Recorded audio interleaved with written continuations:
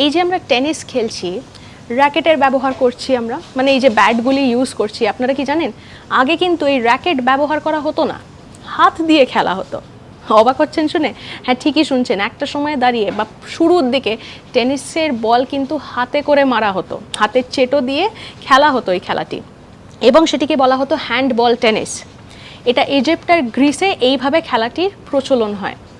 তারপরে যখন ফ্রান্সের দিকে আসে সেই সময় দাঁড়িয়ে দেখা গেল যে শুধু হাতে করে বলটি মারলে হচ্ছে না, কারণ স্পিডটি কমে যাচ্ছে বলের, সেই কারণে হাতে গ্লাভস পরা হলো, গ্লাভস পরে খেলা শুরু হলো।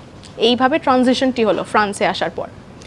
তারপরে ফাইনালি র্যাকেটটা কবে আসলো? র্যাকেট আসলো কিন্তু 16 শতকে, যখন সেটি ইউরোপে আসে। সেই সময় ইউরোপে দেখা গেল যে এই র্যাকেটের উৎসটি হলো।